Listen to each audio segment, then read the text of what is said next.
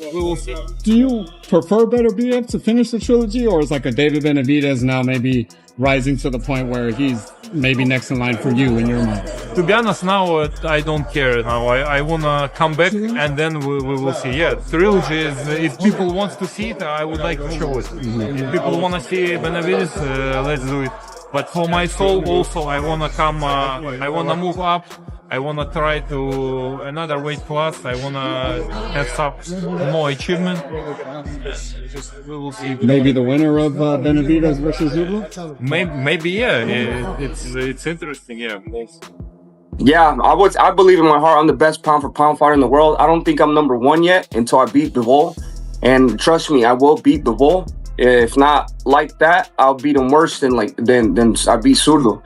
With Bivol, I'm not happy with getting the world title like that. I'd rather win it. You know, I was in line for 3 years, bro. For Canelo, I was in line for 3 years. Now with these guys, I've been like a year. At the end of the day, that's more negotiating power when you have a world title. And now this time, where Bivol won both fights, clearly. He could have fought me, and if he thinks he could beat me, and then go fight Beterbiev again. So what's the excuse now? He wants to fight Beterbiev again, which is honorable. Dmitry Bivol, his fighting style, when he fought Beterbiev, that's a perfect game plan. Lateral movement, jabs, 1, 2, 3s. So it's going to be the same thing. I don't know if Beterbiev could really be very square. And he does a lot of weights and like so that. Unless he just turns it into a fight and stalks the shit out of him. Well, he tried to do that the first 2 times. Not easy.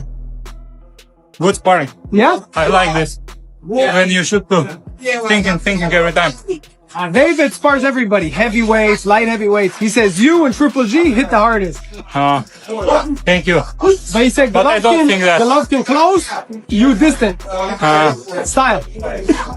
David spar with another guys because he big. Yeah, he bigger than me. Who do you think poses the harder fight for you between Bivol and Beterbiev? Who presents the more difficult fight? I think probably Beterbiev. Yeah. Because he's 14-0 with 14 knockouts, or 15-0, 15 knockouts. The thing I see about him is a little bit different. It might be an easier way to beat him is that he's really flat-footed, but he has a lot of power. Yeah. The thing about Bivol, he's more of a complete fighter. Right. He can hit you from here, he can move here. You know, you can't hit him. He's moving, using the whole ring. Bivol versus Benavidez, who you got in that fight? Shit, I don't know anymore. I used to have Benavidez. I don't know anymore. Bivol, his 2 fights with Beterbiev, he's gotten even better. See, the thing about Bivol is you can be a dog and he just beat you. You can be a dog all you want and he just be whooping your ass. All right, Beterbiev, if you think Beterbiev isn't a dog, then you're smoking dope, right? David Benavidez, I'm seeing punishment on David Benavidez as a light heavyweight. Fantastic fighter. Great defense, doing great things, very skillful. But I'm seeing shit. And Bivol is just so good that it's like, bruh, my good. For years, many of boxing's biggest storylines revolved around the possibility of facing Canelo Alvarez. But the momentum around David Benavidez has recently started creating a completely different conversation. After delivering another major performance and continuing his rise across multiple weight divisions, Benavidez has made it clear that his focus is now on taking on the strongest available competition, rather than waiting for one specific fight. He appears determined to continue building his legacy against elite-level opponents. Because of that mindset, growing attention has now shifted toward a possible showdown with unified light heavyweight champion Dmitry Bivol. I heard your father speak yesterday in another interview in Spanish, and he said the WBA is on its way to mandating a fight with you and Bivol should Bivol be successful in his May 30th title defense. Is that the plan, to fight Dmitry Bivol next? And are you guys going to reach out to make that happen after May 30th? No, yeah, for sure. So we're already in talks with that. But, first things first, we got to see how it comes out. If he comes out with any injuries, I don't think he's going to have any problems in that type of way. But that fight is definitely happening. I told you guys that's the next one, and that's exactly what we have on our radar. That's the one we're going to make happen next. With Zurdo, there was so much talk about the sparring. Was this a case where, in a large part because of the sparring, this was a fighter you knew you were going to beat? And is that the case with Dmitry Bivol too? And why would that? Yeah, you look at it with Bivol too, like, you think you could beat every fighter, but based on the sparring, you know what's going to happen if you guys share the ring. Yeah, so based on the sparring, I know the potential of some certain type of scenarios in the ring. And, for a fight to change and a fight to end, it only needs 1 second or one good combination. So I know that I told you guys over and over then that I did this to Zurdo Ramirez in the ring. I did the same thing to Dmitry Bivol. You know, I'm not trying to be cocky. I'm not trying to be disrespectful, but those are just the facts. You know what I mean? So I'm coming into this 100% confidence already. I'm not riding on my high horse. I'm not letting the confidence just lead me because I still put in the work. So I put in so much work. That's why I work so hard. You know, people always ask me, why do you train 4 or 5 months? I'm like, bro, because at the end of the day, these are the top level guys. You got to give them the respect they deserve in the ring. So I made sure every stone was on, there was no stone left unturned. And I made sure I worked on everything. The defense was good. The offense was good. The combinations was good. The power was good. So, man, I just, you know, I'm a different type of fighter. David Benavidez strengthened his position among boxing's top fighters with an impressive victory over Gilberto Ramirez, showcasing his pressure, activity, and combination punching throughout the fight. The performance immediately sparked conversations about what could come next for Benavidez as he continues moving through different divisions. During post-fight interviews, he openly mentioned Dmitry Bivol as one of the opponents he would most like to face, creating even more excitement among fans who view the matchup as one of the sport's most interesting potential fights. So what I was thinking, you know, right? How could we make a fight even bigger? I was thinking of maybe we do a catchweight at 190. We get the cruiserweight belts involved, the light heavyweight belts involved, and winner take all. Dmitry said he wanted to fight for the cruiserweight championships before his career was over. So maybe this is we can make a even bigger fight like that.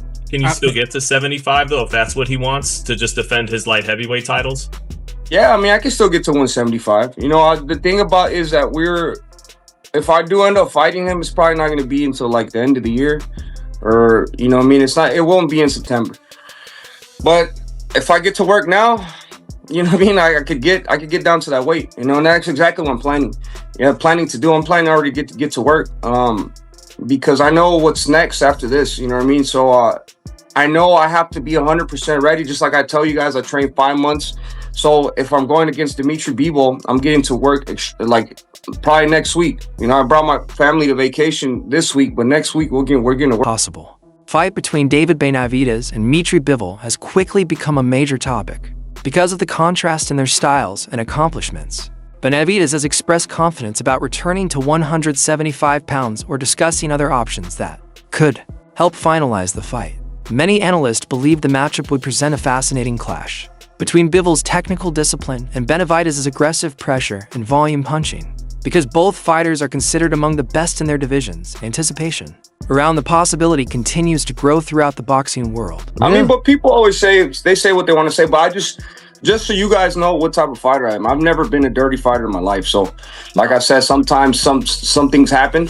But at the end of the day, what other fighter do you have today throwing 10-piece combinations like that? No. Nobody. Especially moving up from 75 to 200. Are you the best pound-for-pound fighter in the world? Yeah, I believe in my heart I'm the best pound-for-pound fighter in the world. I don't think I'm number 1 yet until I beat Bivol. And trust me, I will beat Bivol. If not like that, I'll beat him worse than I beat Zurdo. And I'm like I said, I'm at a point in my life where I've been professional for 13 years. I'm 29 years old.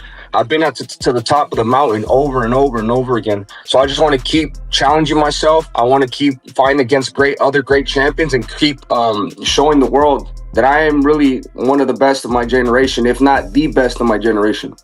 What does it feel like to be doing this for so long, to be a part of a fighting family, and now see all the dreams come to fruition? It's all happening. This is it. This is the prime of your career, and you've got much more to do and much more to accomplish, many more big nights in Vegas and all over the world, but you're living it. What does it feel like? Does it feel real? Does it feel like this is a dream? How could you describe it? Yeah, it just feels, you know, I've had patience for so long, you know what I mean? Sometimes to get to this level, you have to have so much patience. And I'm just really happy that everything I've talked about to my dad, to my brothers, to my everybody that would even listening to me, when I tell you, everybody, that if I get any of these other champions, then I'm going to demolish them. And I'm just showing that, and I'm getting stronger every single fight. So I'm really happy with this process, and I'm just enjoying the process coming up. You know, this is something beautiful. I never thought I'd really accomplish it. I knew in my heart it was possible, but to be honest with you, it was. Another layer of interest surrounding the matchup comes from past sparring stories connected to David Benavidez and Dmitry Bivol during training sessions years ago at Churchill Boxing Club. Benavidez has previously discussed those sessions in interviews, explaining that he felt comfortable competing against Bivol's style even at that stage of his career. While sparring stories are often difficult to fully verify and can be interpreted differently by each side, they have still added more intrigue and discussion around what could become one of boxing's biggest future matchups.